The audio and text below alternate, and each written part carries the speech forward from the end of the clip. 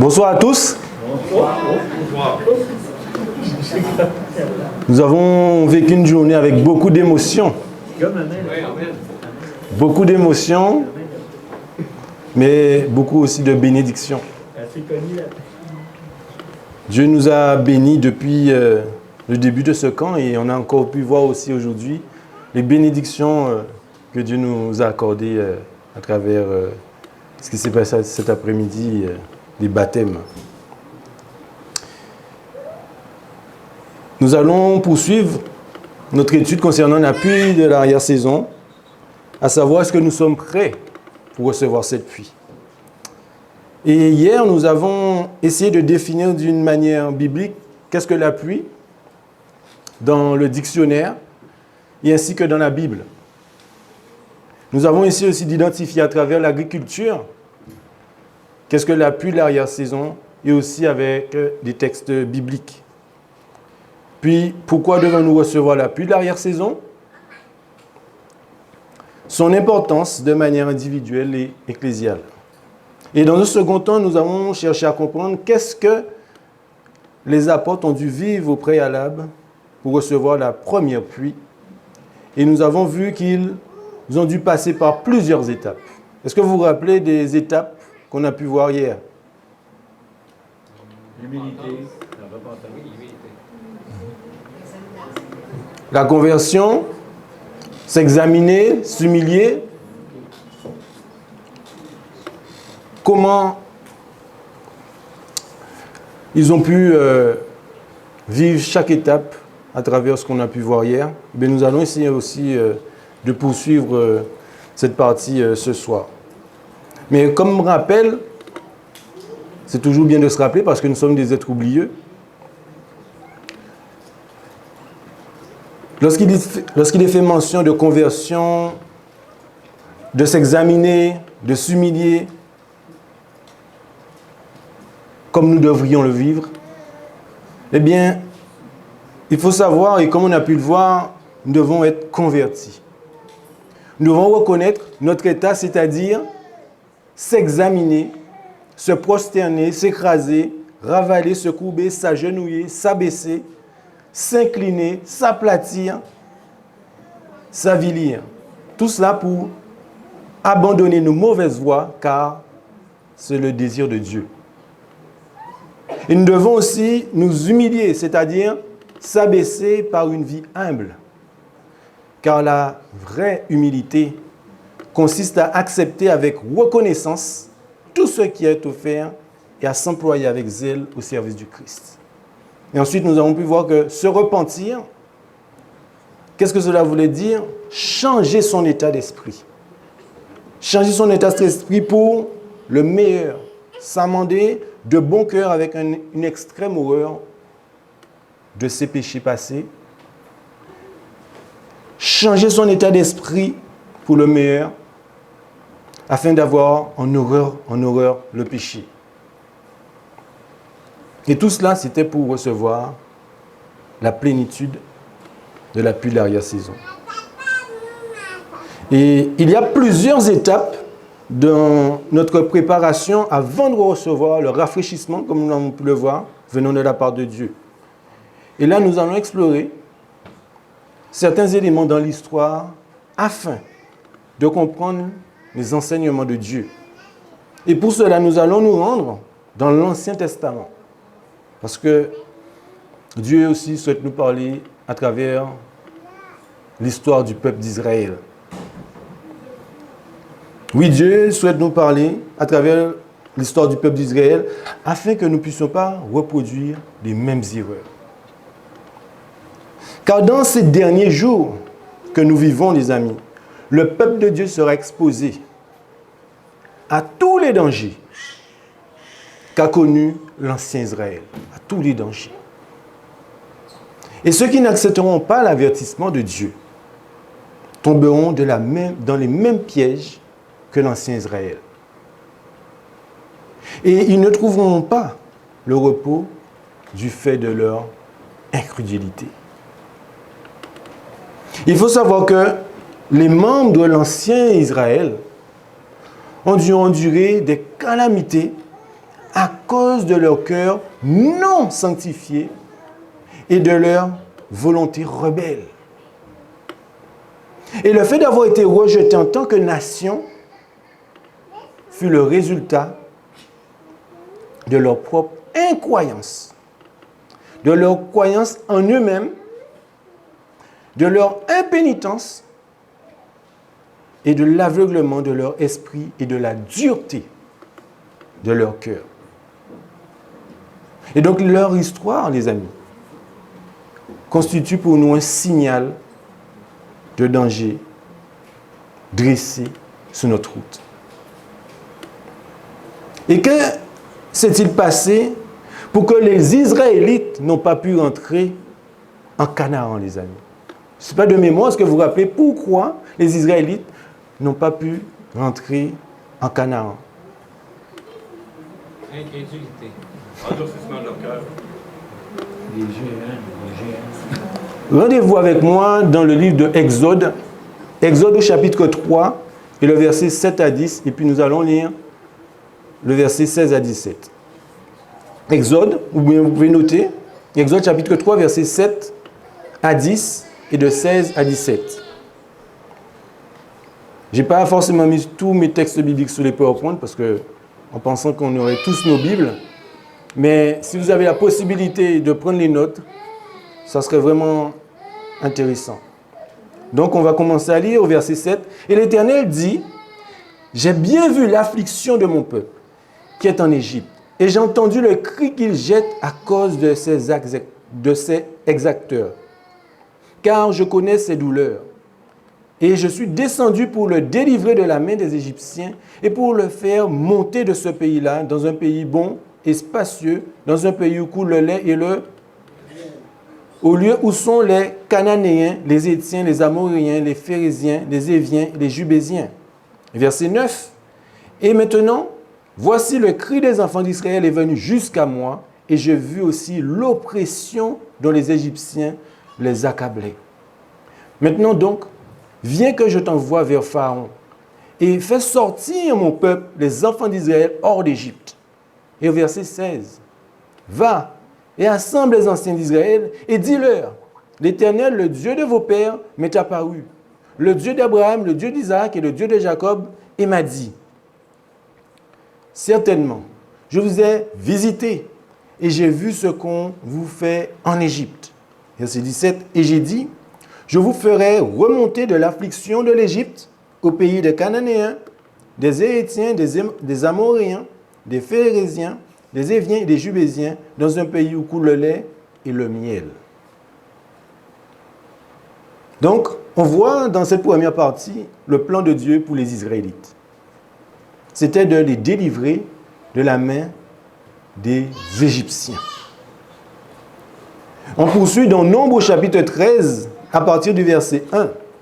Il est dit, « Après cela, le peuple partit à Astéro et campèrent au désert de Paran. Et l'Éternel parla à Moïse en disant, « Envoie des hommes pour explorer le pays de Canaan que je donne aux enfants d'Israël. » Verset 26. « Or, il revient d'explorer le pays au bout de 40 jours. Étant arrivé, il vint vers Moïse et vers Aaron et vers toute l'assemblée des enfants d'Israël au désert de Paran de Kadès, et leur rendit compte, ainsi qu'à toute l'assemblée, et leur montrait du fruit du pays. » Et verset 28. Ils lui firent donc leur rapport et dirent, « Nous sommes allés au pays où tu nous avais envoyés, et vraiment, c'est un pays où coule le lait et le miel, et voici son fruit. » Mais il y a un mais. Mais seulement, le peuple qui habite dans ce pays est robuste, et les villes sont closes et très grandes. Nous y avons vu aussi des enfants d'Anak, mais les hommes qui étaient montés avec lui dirent, « Nous ne pourrons monter contre ce peuple, car il est plus fort que nous. » Et ils décrivent devant les enfants d'Israël le pays qu'ils avaient exploré en disant, « Le pays que nous avons parcouru pour l'explorer est un pays qui dévore ses habitants. Et tous ceux que nous y avons vus sont des gens de haute stature. Et nous y avons vu les géants, enfants de Danak, de la race des géants. et nous étions à nos yeux comme des sauterelles, et nous l'étions aussi à leurs yeux. Donc, quelle attitude vous pensez que les Israélites ont eu à l'égard de ce rapport qui leur a été fait? Est-ce que vous pensez qu'ils étaient rassurés? Non. Pas tellement. Mais pourtant, les amis, le premier texte qu'on a pu lire, on a vu que Dieu avait un plan pour les Israélites. Parce qu'il les a vus dans un contexte qui voulait délivrer son peuple. Dans Nombres chapitre 14, versets 1 à 5, ils disent « Alors toute l'assemblée éleva la voix et se mit à jeter des cris, et le peuple pleura cette nuit-là. Et tous les enfants d'Israël murmurèrent contre Moïse et contre Moïse, et contre toute l'assemblée leur dit, contre Aaron, et toute l'assemblée leur dit, que nous sommes morts dans le pays d'Égypte ou dans ce désert, que nous sommes morts. Et pourquoi nous conduit-il vers ce pays? Pour y tomber par l'épée? Nos femmes et nos petits-enfants, ils seront une proie. Ne vaudrait-il pas mieux pour nous de retourner en Égypte? Et ils se dirent les uns à l'autre, établissons un chef et retournons en Égypte. Alors Moïse et Aaron tombèrent sur leur visage devant toute l'assemblée des enfants d'Israël. Si l'Éternel nous est favorable, il nous fera entrer dans ce pays et nous le donnera. C'est un pays où coule le lait et le miel. Seulement, ne vous révoltez point contre l'Éternel et ne craignez point le peuple du pays, car ils sont notre pain. Leur protection s'est retirée de dessus d'eux, et l'Éternel est avec nous. Ne les craignons point. Alors toute l'assemblée parla de les lapider.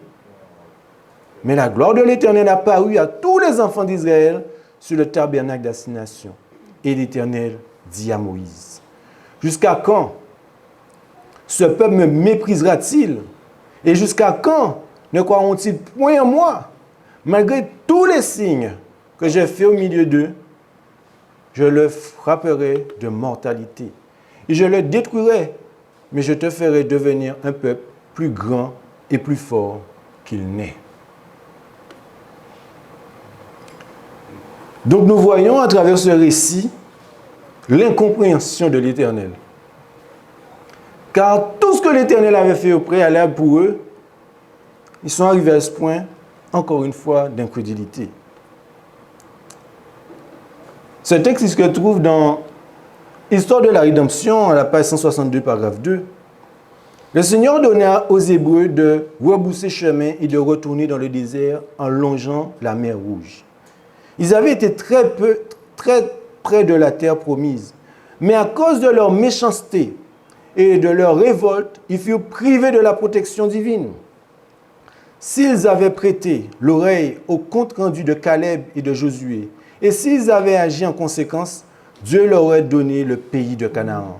Au lieu de cela, ils se montrèrent incrédules et firent preuve d'une telle insolence envers l'Éternel, qu'ils furent condamnés à ne jamais entrer dans la terre promise.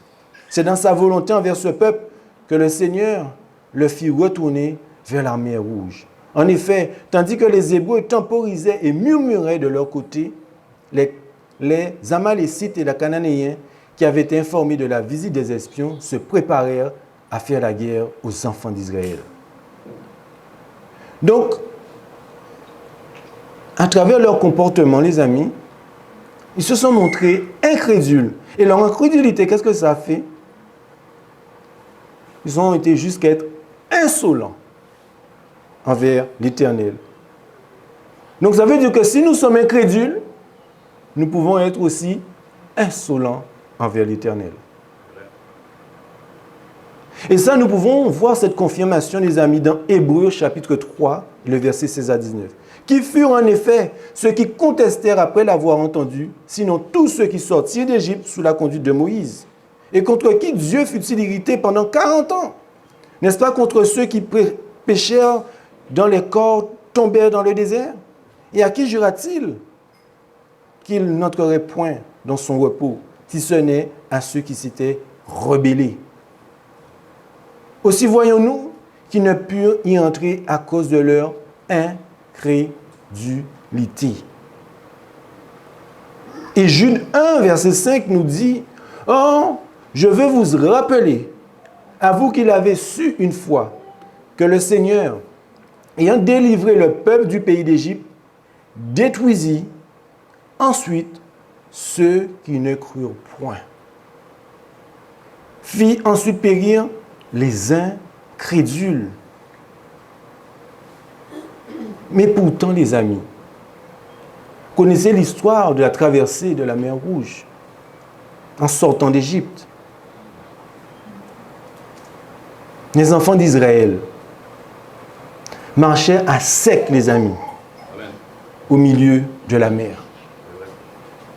Et les eaux leur formaient une muraille à la droite et à leur gauche. Et en ce jour-là, l'Éternel délivra Israël de la main des Égyptiens. Et Israël vit les Égyptiens morts sur le rivage de la mer. Verset 31 d'Exode 14. Et ainsi, Israël vit la grande puissance de qui? De l'Éternel. Ils ont vu la grande puissance que l'Éternel avait déployée contre les Égyptiens et le peuple craignit l'Éternel. Et crut en l'Éternel et en Moïse, son serviteur. Là, nous voyons ici, les amis, Dieu ne désirait pas que les Israélites restent 40 ans dans le désert. Il voulait les conduire directement en Canaan et les voir saints et heureux. Mais ils ne purent y rentrer à cause de leur incrédulité. Qu'est-ce que l'incrédulité, les amis?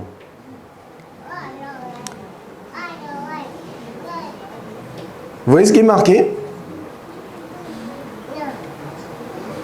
Apistia, incrédulité. Infidélité sans foi. Ça veut dire que lorsqu'on est incrédule, on devient fidèle. Lorsqu'on est incrédule, c'est qu'on devient sans foi. Manque de foi.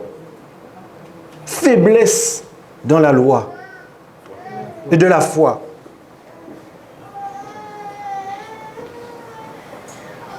Sans confiance en Dieu. Être incrédule, c'est qu'on est sans confiance en Dieu, les amis. Sommes-nous incrédules du coup? Est-ce que vous avez déjà posé maintenant la question, après ce que nous avons vu, est-ce que parfois dans nos vies, nous sommes incrédules? Moi, j'ai déjà été incrédule. On est 6, on a 4 enfants, Nathalie et moi, et notre voiture de terminale est tombée en panne. Et durant cette période, on écoutait l'histoire de George Muller. Je ne sais pas si vous avez entendu l'histoire de George Muller. Et lorsqu'on a entendu l'histoire de George Muller,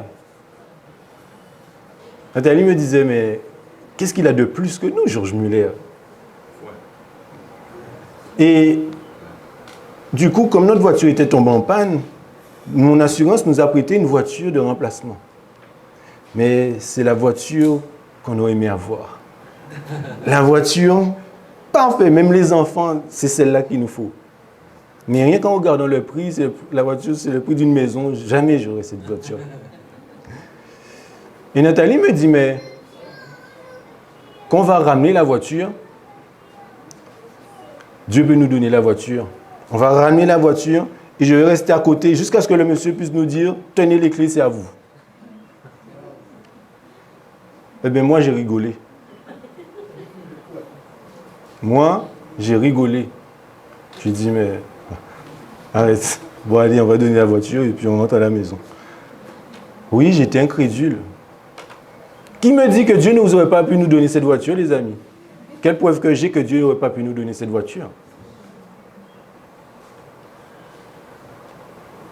Il y a des personnes, les amis. J'ai connu une dame, elle avait le désir de servir Dieu au niveau de la santé. Et puis, elle visite un bien, mais le bien ne rentre du tout pas dans son tarif. Au moins, je ne sais pas moi, 60 000 euros de différence. Mais elle dit, je suis sûr, le Seigneur m'a dit que c'est cette maison-là. Elle y va, elle frappe à la porte. Bonjour monsieur, le Seigneur m'a dit que c'est cette maison-là que je dois voir. Monsieur a dit, ah bon? Eh bien, le monsieur a baissé la maison, le prix de 60 000 euros. Amen. Pour lui donner la maison. Tenez. Et le pire, c'est que c'est un médecin, et le monsieur lui a dit, je vous laisse tout ce que j'ai. Tous les livres, tout ce que j'ai, je vous laisse tout ça. Parfois, nous sommes incrédules, les amis. Mais Dieu peut faire des choses extraordinaires dans nos vies, je vous assure, les amis. Comme il a pu faire pour cette dame. Donc on voit que l'incrédulité, les amis, c'est une bataille dans nos vies. Et maintenant, nous allons nous rendre dans le Nouveau Testament. Nous allons nous rendre dans Luc, au chapitre 24. Et là, à ce moment-là, nous allons examiner le cas des disciples juste avant de recevoir la promesse divine. Luc, chapitre 24. Moi, j'ai mis des passages pour vous. Luc, chapitre 24, verset 1 à 11. Mais le premier jour de la semaine, ils vinrent de grand matin au sépulcre, apportant les parfums qu'elles avaient préparés. Et quelques personnes les accompagnaient. Et elles trouvèrent que la pierre qui était à l'entrée du sépulcre avait été ôtée.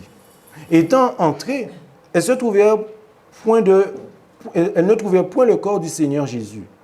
Et comme elles ne savaient qu'en penser, voici 2 hommes se présentèrent à elles en vêtements étincelants. Et comme elles étaient effrayées et qu'elles baissaient le visage contre terre, ils lui dirent, « Pourquoi cherchez-vous parmi les morts celui qui est vivant? Et il n'est point ici, mais il est ressuscité. Souvenez-vous de quelle manière il vous a parlé lorsqu'il était encore en Galilée, disant, il faut que le Fils de l'homme soit livré entre les mains des méchants et qu'il soit crucifié et qu'il ressuscite le 3e jour. » Et elles se souvinrent de ces paroles. Étant revenues du sépulcre, elles racontèrent toutes ces choses aux 11. Écoutez bien, lorsqu'elles sont revenues du sépulcre, elles ont raconté toutes ces choses aux 11 et à tous les autres. Poursuivons. Et c'était Marie de Magdala, Jeanne et Marie, mère de Jacques, et les autres qui étaient avec elle, et qui dirent ces choses aux apôtres. Mais ce qu'elle leur disait leur parut une rêverie. Ce qu'elle leur disait leur parut comme une rêverie. Rêverie en grec est le mot léros. Définition, parole futile et absurdité. Ça veut dire que quand Marie, elles sont venues faire le rapport aux apôtres, les apôtres ont reçu cela comme une absurdité. Et donc, ils ne crurent point.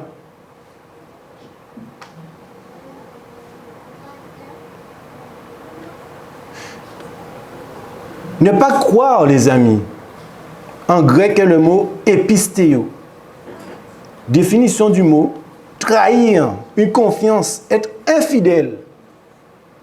Ne pas croire, ne pas avoir cru, ne pas croire. Donc lorsqu'il est dit qu'ils n'ont pas cru, qu'est-ce qu'ils ont fait? Qu'est-ce qu'on a dit comme définition, les mots? Ils ont été épistéo, ça veut dire trahir une confiance, être infidèle. C'est-à-dire que dans leur pensée, ils ont été infidèles. Pourquoi? Parce que Jésus leur avait parlé avant de ce qui allait se passer. Donc à ce moment-là, ils sont devenus incrédules. Donc ils sont devenus infidèles. Parole futile. Ne pas croire, trahir une confiance, être infidèle. Et ils poursuivent au verset 12. Toutefois, Pierre se leva et courut au sépulcre, et s'étant baissé, il ne vit que les bandelettes qui étaient à terre. Puis, il s'en alla étonné en lui-même de ce qui était arrivé. Et ce jour-là même, 2 d'entre eux s'en allèrent en un bout nommé Emmaüs, qui était éloigné de Jérusalem de 60 stades. Et ils s'entretenaient ensemble de tout ce qui était arrivé. Et comme ils s'entretenaient et qu'ils discutaient, Jésus lui-même s'est approché, se mit à marcher avec eux.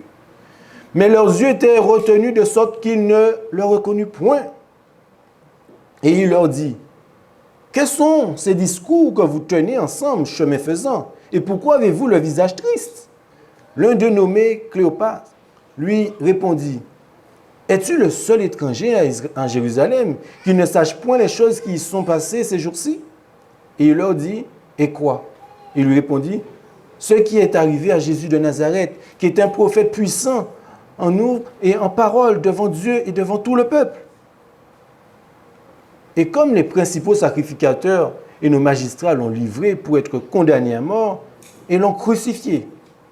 Pour nous, nous espérons que ce serait lui qui délivrait Israël. Et cependant, voici déjà le 3e jour que ces choses sont arrivées. Était-il incrédule?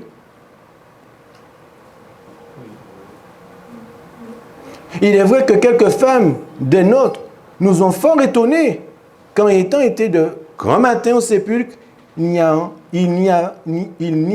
ayant pas trouvé son corps, elles sont venues en disant que des anges leur ont apparu et leur ont dit qu'il est vivant. Et quelques-uns des nôtres sont allés au sépulcre et ont trouvé des choses comme les femmes l'avaient dit, mais lui, ils ne l'ont point vu. Alors, il leur dit aux gens,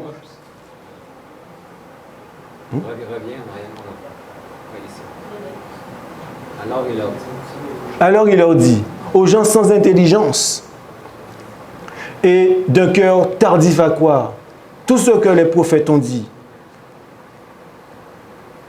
Tout ce moi. Ne le fallait. Ouais, c'est bon.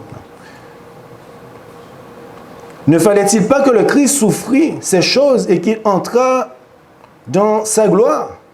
Puis, commençant par Moïse et par tous les prophètes, il leur expliquait dans toutes les Écritures ce qu'il leur regardait. Et ainsi, ils approchèrent du bout où ils allaient, mais Jésus faisant comme s'il voulait aller plus loin.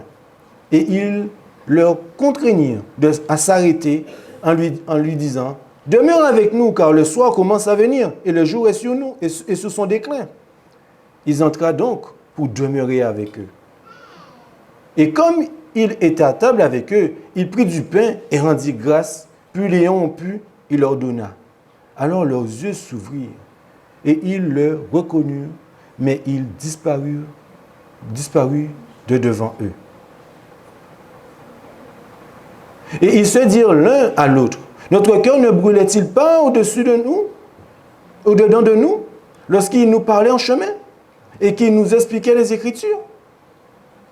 Et se levant à l'heure même, ils retournèrent à Jérusalem et y trouvèrent les 11 et ceux qui étaient avec eux assemblés, qui disaient, « Le Seigneur est vraiment ressuscité. » Et il est apparu à Siméon. À leur tour, ils racontèrent ce qui leur était arrivé en chemin et comment ils l'avaient reconnu lorsqu'ils avaient rompu le pain. Je lis tous ces passages avec vous volontairement, les amis. Et comme il tenait ces discours, Jésus lui-même se présentait au milieu d'eux et leur dit, « La paix soit avec vous. » Mais eux, frappés de stupeur et d'épouvante, croyaient voir un esprit. Et il leur dit, pourquoi êtes-vous troublés? Et pourquoi s'élève-t-il des pensées contraires dans vos cœurs? Voyez mes mains et mes pieds, car c'est moi-même. Touchez-moi et regardez-moi, car un esprit n'a ni chair ni os. Comme vous voyez que j'ai. En disant cela, il leur montra ses mains et ses pieds. Mais comme dans leur joie, ils ne le croyaient point encore, et qu'ils étaient étonnés, et leur dit, avez-vous ici quelque chose à manger? Et il lui présentait un morceau de poisson rôti et du miel en riant. Et l'ayant pris, il en mangea en leur présence. Puis il leur dit, c'est là ce que je vous disais lorsque j'étais encore avec vous, qu'il fallait que tout ce qui est écrit de moi dans la loi de Moïse et dans les prophètes et dans les psaumes fût accompli. Alors il leur ouvrit l'esprit pour qu'ils comprirent les Écritures. Et il leur dit, ainsi est-il écrit, et ainsi fallait-il que le Christ souffrit et qu'il ressuscita des morts le troisième jour. Et qu'on prêcha en son nom la repentance et la rémission des péchés, parmi toutes les nations, en commençant par Jérusalem. Or, vous êtes les témoins de ces choses. Et voici, je vais vous envoyer ce que mon Père a promis. Pour vous, demeurez dans la ville de Jérusalem jusqu'à ce que vous soyez revêtus de la vertu d'en haut. Il les mena ensuite dehors jusqu'à Béthanie, puis, élevant ses mains, il les bénit. Et il arriva comme il les bénissait, qu'il se sépara d'eux et fut élevé au ciel. Et eux, l'ayant adoré, s'en retournèrent à Jérusalem dans une grande joie, et ils étaient continuellement dans le temple, louant et bénissant Dieu. Amen. Donc nous voyons qu'ils étaient dans un contexte de rêverie. De rêverie. Ils ne crurent point. Troisièmement, ils furent troublés. Et quatrièmement, ils ne croyaient point. Est-ce que ça vous rappelle l'histoire d'Israël? Est-ce que ça vous rappelle l'histoire d'Israël? Est-ce que c'est peut-être comme quelque chose qui se répète? Est-ce que parfois dans nos vies aussi, certaines choses que Dieu a fait pour nous dans nos vies, et que on dit, mais il ne pourrait pas faire ça. Mais pourtant, combien de fois au préalable qu'il avait déjà fait des choses pour nous? C'est pour cela que je vous ai lu ces deux parties de l'Ancien d'Israël et l'histoire des apôtres. Nous montrer que nous ne sommes pas à l'abri du tout. Et nous pouvons répéter aussi, les amis, cette même histoire. Dans Marc chapitre 16 et le verset 11 à 16, quand ils entendirent qu'il vivait et qu'elle l'avait vu, ils ne le crurent point. Apistéo. Et verset 14, enfin, il apparut aux 11 pendant qu'ils étaient à table et leur reprocha, quoi les amis? Leur incrédulité, leur infidélité, leur manque de foi, leur faiblesse dans la foi et la dureté de leur cœur. Parce qu'ils n'avaient pas cru ceux qui l'avaient vu ressusciter. Voilà le reproche que Jésus a fait aux disciples. Le verset 16 de Marc 16, celui qui croira, nous dit la Bible, qui sera baptisé, sera sauvé. Mais celui qui ne croira pas sera quoi, les amis? Sera condamné. Romains 3, verset 3. Et quoi? Si quelques-uns,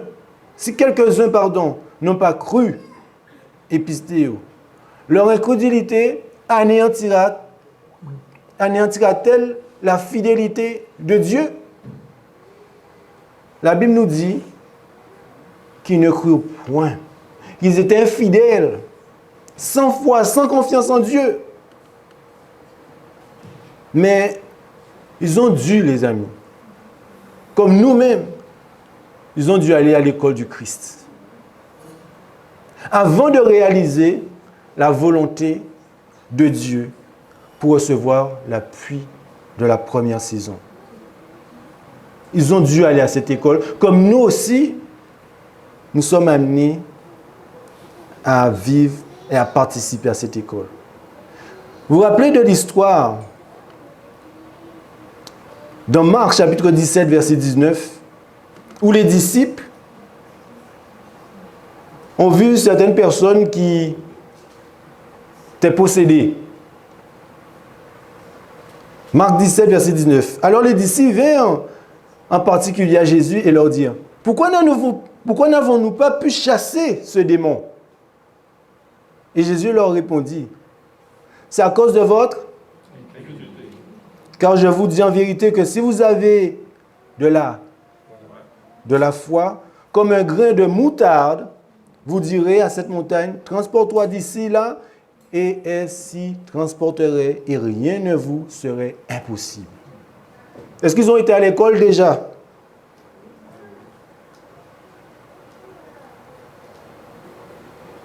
Donc à cause de quoi qu'ils n'ont pas pu chasser les démons, chers frères et sœurs? Nous avons dit que c'est à cause de leur incrédulité. Est-ce que vous voyez l'importance de cela dans nos vies?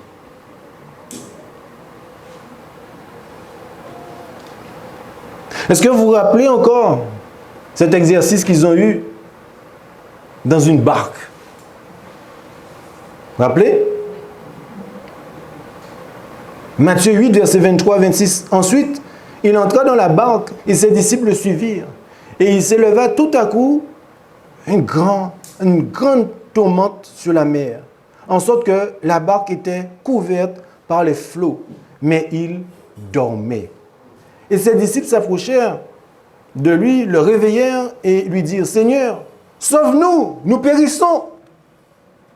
Et il leur dit, pourquoi avez-vous peur, gens de peu de... Et s'étant levé, il parla avec autorité au vent et à la mer, et il se fit un grand calme. Si en dehors, les amis, de toute agitation, nous considérons le fait que rien ne nous paraît plus absurde et plus irrationnel que l'incrédulité. Mais dans la scène devant nous, l'incrédulité des disciples semble déraisonnable. Pourquoi je dis ça? Ils ne savaient pas avec qui ils étaient.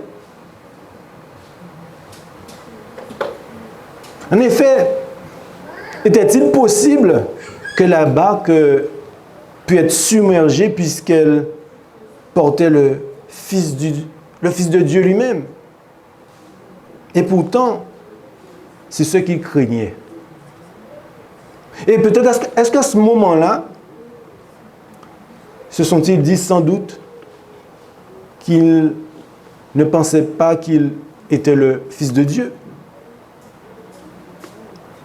Leur cœur, les amis, était rempli de foi. Les vagues menaçaient, les amis, d'engloutir la frêle embarcation.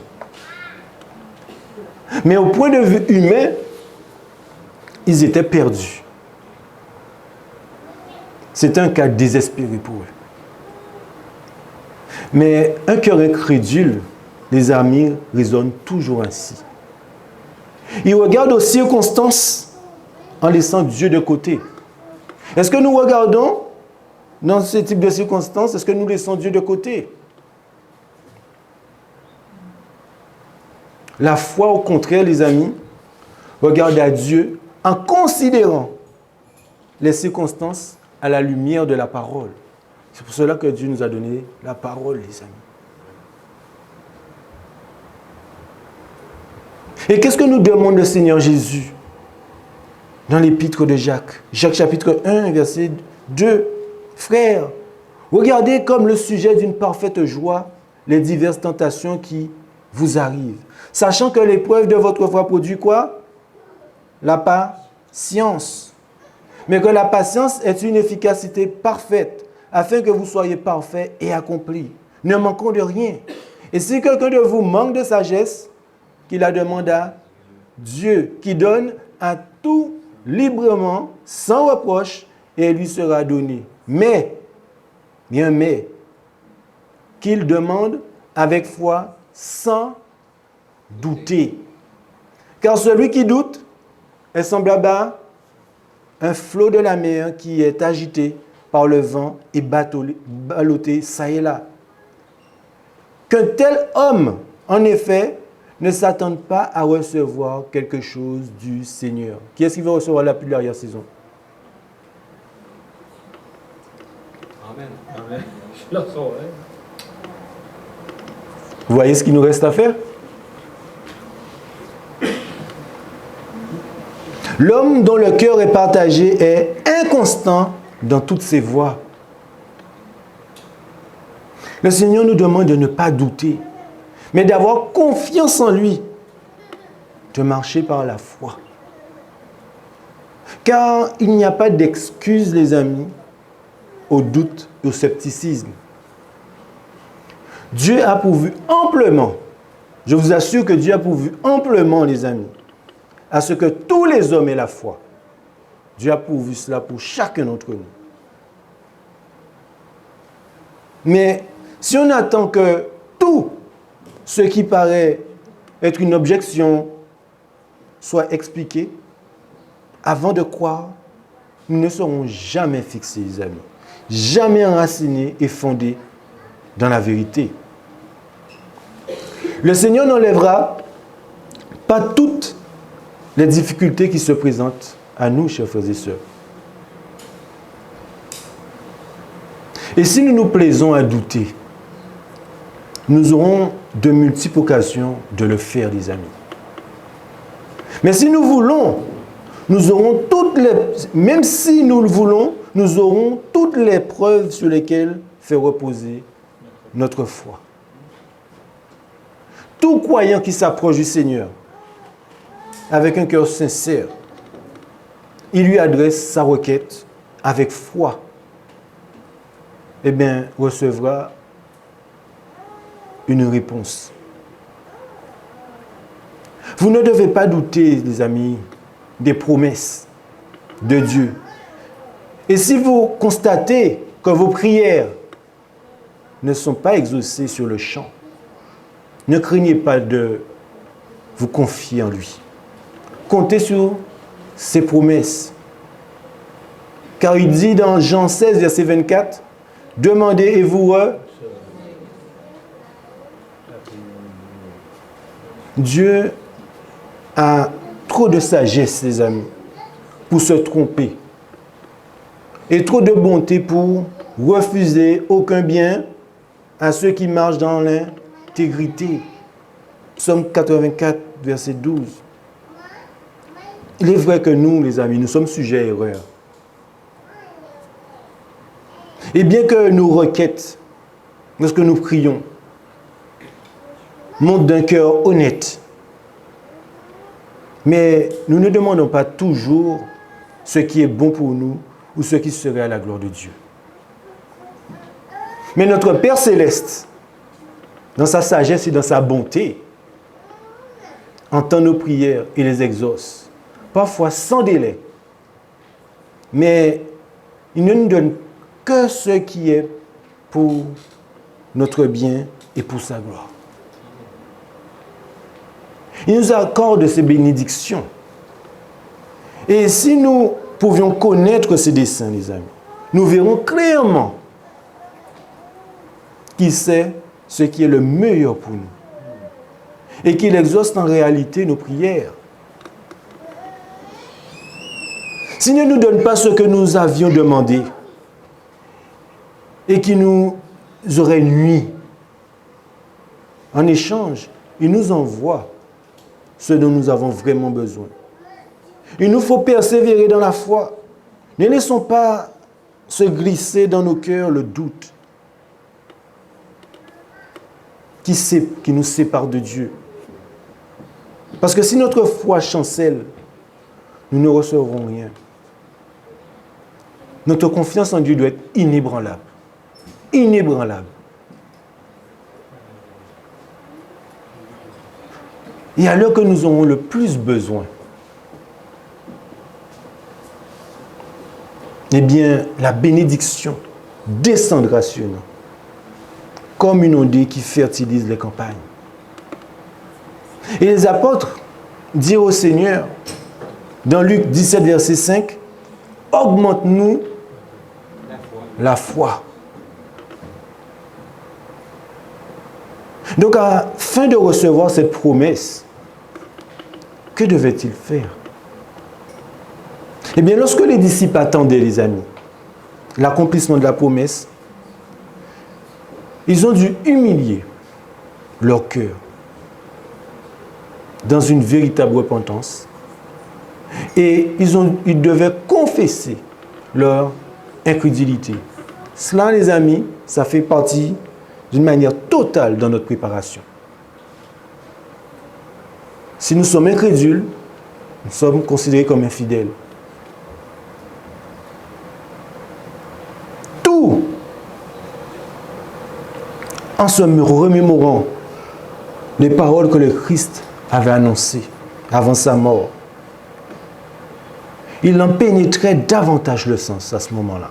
Lorsqu'ils ont commencé à faire quoi?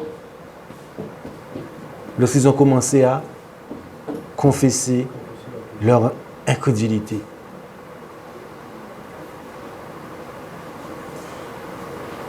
Et les vérités qui s'étaient effacées de leur mémoire, parce que comme je vous ai toujours dit, je répète souvent, nous sommes des êtres oublieux, leur revenaient à l'esprit. Et ils se les répétaient les uns aux autres. Et tout en se rapprochant, et tout en se reprochant leur manque de compréhension à l'égard du Sauveur. Dans Conquérant Pacifique, page 34, paragraphe 2, les scènes de sa vie merveilleuse défilaient devant eux, telle une procession. Comme ils méditaient sur sa vie pure et sainte, ils sentaient que pour eux, nulle peine ne serait trop dure, nul sacrifice trop grand, si leur vie rendait témoignage de la bonté de son caractère. Oh, si seulement il leur était donné de revivre les 3 années écoulées, comme ils agiraient différemment. S'ils pouvaient seulement revoir le Maître, avec quelle ferveur ils s'efforceraient de lui montrer la profondeur de leur amour et de leur sincérité, de leur douleur, de l'avoir peiné par une parole ou un acte d'incrédulité.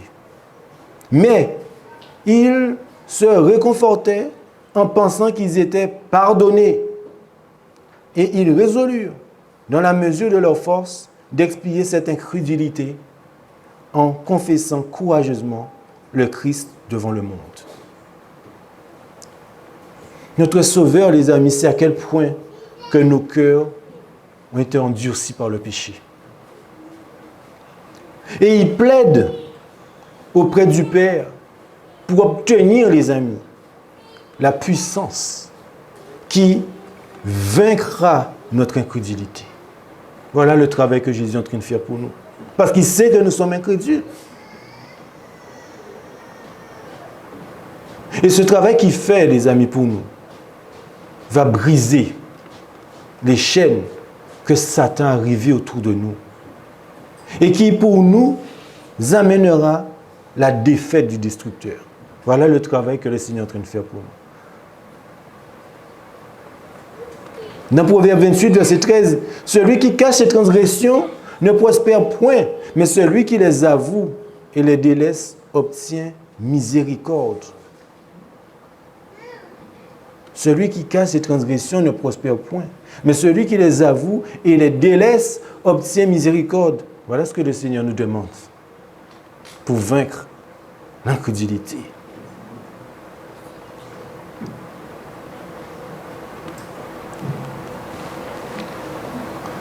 Une confession véritable est toujours précisée et avoue des péchés déterminés.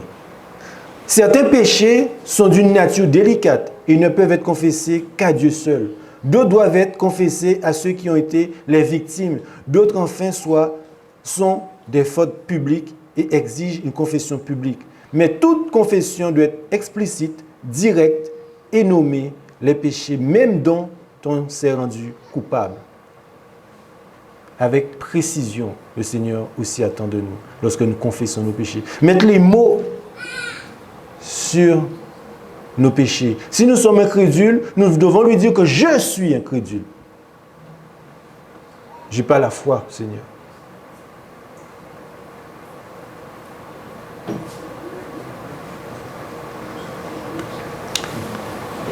Nos chers frères et sœurs qui sont passés par les eaux du baptême, vous êtes maintenant encore plus des dangers publics. Vous savez pourquoi je dis ça? Parce que cet après-midi, vous avez fait alliance avec Dieu d'une manière officielle. Et donc l'ennemi de nos âmes a pris note. Il vous fera peut-être passer par la vallée de l'incrédulité.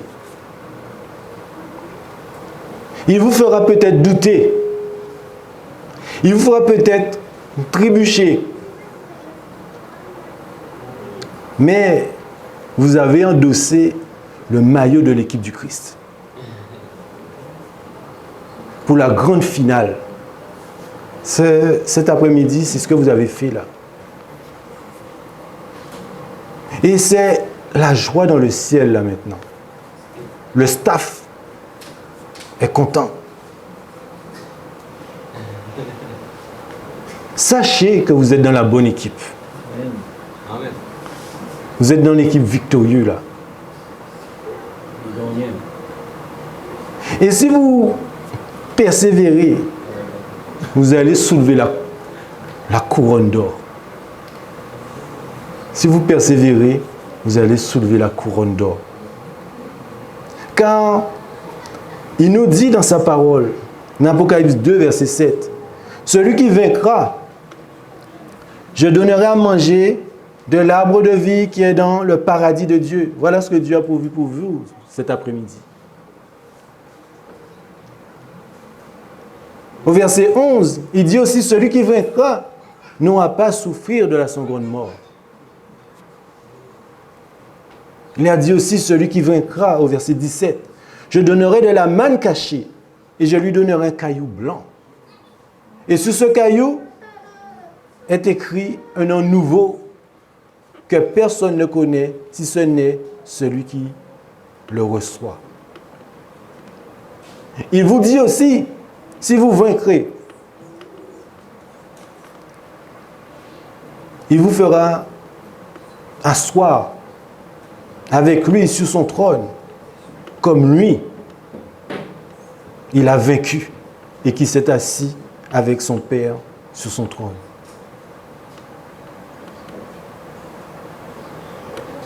Il vous dit, dans Apocalypse 21, verset 7, « Celui qui vaincra héritera ces choses, je serai son Dieu, et ils seront mon fils. » Nous devons remettre, les amis, notre incrédulité au pied de notre Sauveur. Nous devons lui demander la foi. Parce que les amis, si nous n'avons pas la foi, vous pensez qu'on pourra passer le temps de détresse? Est-ce que vous savez ce qui va se passer durant le temps de détresse, les amis? Pour ceux et ceux qui n'ont pas entendu, ils ne connaissent pas ce que c'est le temps de détresse. Le temps de détresse, ça sera un moment où dans Apocalypse chapitre 16, où il nous est fait mention de fléaux qui vont s'abattre sur la terre. Et durant cette période, le Seigneur Jésus sera sur le point de revenir nous chercher sur les nuées des cieux. Mais là, il n'y aura plus d'intercesseurs. Mais tout ce qu'on a pu vivre avec lui au préalable nous donnera la force pour passer tout ce temps de détresse jusqu'à ce qu'il revienne nous chercher sur les nuées des cieux. Et donc, ça sera tout le parcours que nous aurions vécu avec lui. Nous aurions eu la victoire sur l'incrédulité. Nous aurions eu la victoire sur le péché. Nous avons eu toutes les victoires. C'est uniquement par chaque point, chaque victoire, que nous pourrions passer ce temps-là. Et y compris l'incrédulité. Vous imaginez? On est incrédule et il y a les fléaux. Aucune chance. Ceux qui vont être debout quand le Seigneur reviendra, ce seront des guerriers. Mais n'oubliez pas, hein, vous n'avez aucune force pour avoir aucune victoire. C'est Jésus-Christ qui va vous donner la force et la victoire.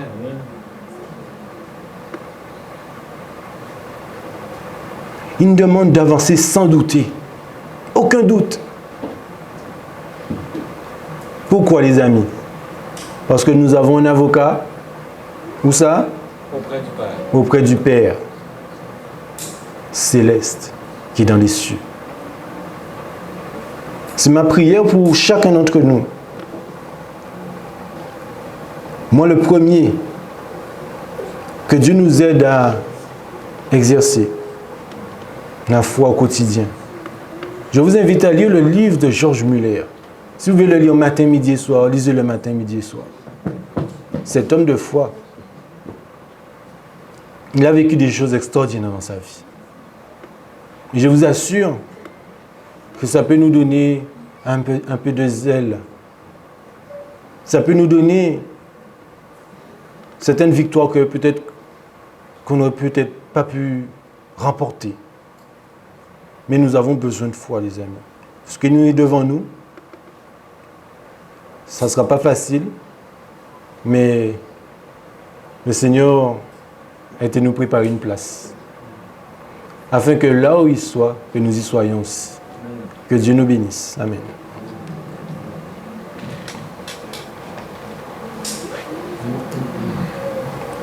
Merci Martin. On peut terminer par une prière? Oui. On va prier pour que Dieu puisse enlever toute incrédulité en nous. Donc je vous inviterai, si vous voulez entrer dans cette prière, d'avoir la victoire sur notre incrédulité, je vous inviterai à vous mettre à genoux si possible.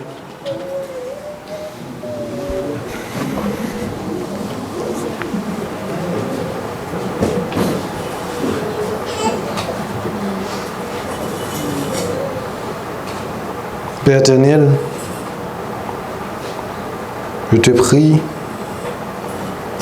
dans cet instant, tu connais mon cœur. Seigneur, tu connais toutes les peurs qui m'envahissent. Tu connais l'ampleur de mon incrédulité. Tu connais mon manque de croire. Pourtant, Seigneur, si tu nous as permis d'être ici présents, c'est que j'ai la conviction que tu es le Dieu Tout-Puissant, que tu es le Dieu qui libère, tu es le Dieu qui délivre. Et Seigneur, parfois nous sommes enchaînés. Père éternel, je te prie pour chacun ici présent, que tu puisses nous délivrer de toute chaîne qui nous maintient captifs. Seigneur, puisses-tu réaliser cela dans la vie de chacun d'entre nous. Amen. Seigneur, augmente-nous la foi. Seigneur, nous avons tellement besoin de foi. Oui, Seigneur. Seigneur, nous avons tellement besoin de foi. Père éternel, aie pitié de nous. Seigneur, nous voulons t'aimer. Nous voulons te servir. Mais Seigneur, nous sommes tellement petits devant un grand Dieu pareil. Seigneur, donne-nous cette assurance Nous le savons, nous le lisons que tu es le Dieu grand et puissant. Est-ce que nous le vivons? Est-ce que nous croyons que tu es capable de ramener quelqu'un qui serait dans la désolation, de le ramener sur le chemin étroit? Seigneur, pardonne-nous. Je te demande pardon, Seigneur, pour toute forme d'incrédulité que nous pourrons avoir dans nos vies. Seigneur, purifie-nous. Seigneur, donne-nous la victoire. Amen. Je t'en prie, donne-nous la victoire. Car si nous n'avons pas cette victoire, Seigneur, nous avons vu que tu as reproché cela aux disciples. Nous ne voulons pas recevoir ces reproches. Aie pitié de nous, nous ne voulons pas recevoir ces reproches. Seigneur, visite nos cœurs. Fais-nous vivre des expériences avec toi. Parfois, ça peut être douloureux. Mais Seigneur, tu ne nous donnes aucune épreuve au-delà de nos forces. Enlève toute peur en nous. Permets-nous d'avancer, de marcher par la foi et non par la vue. Mon Père éternel, je pense aussi à tous celles et ceux qui ont décidé de prendre part à cette grande famille. Seigneur, ils se sont engagés pour toi aujourd'hui. Ils veulent être des titulaires. Ils ne veulent pas être sur le banc des remplaçants. Seigneur, fortifie-les. Permets-nous de prendre courage. Permets-nous, Seigneur, de les entourer, de les encadrer, afin de pouvoir les fortifier dans les moments durs, ou de rire avec eux dans les moments de joie. Le match est lancé. Le Seigneur nous donner le rythme, la persévérance, afin d'arriver jusqu'au bout, afin de pouvoir te voir sous les nuées des cieux, revenir dans ta grande gloire, et que tous ici présents, nous puissions être debout et dire gloire à notre Dieu, gloire au roi des rois, et que tu puisses permettre de monter à ta rencontre sous les des cieux et aller dans cette demeure que tu as été nous préparer. C'est ma prière pour chacun d'entre nous, Seigneur. Pardon encore pour tous nos péchés, pour toutes nos iniquités. Lave-nous, purifie-nous, Seigneur, dans ton sang. Sanctifie-nous et justifie-nous dans le sang précieux, Père, de ton Fils. Et sans son nom, nous t'avons prié, pour la gloire de ton Saint-Nom. Amen. Amen.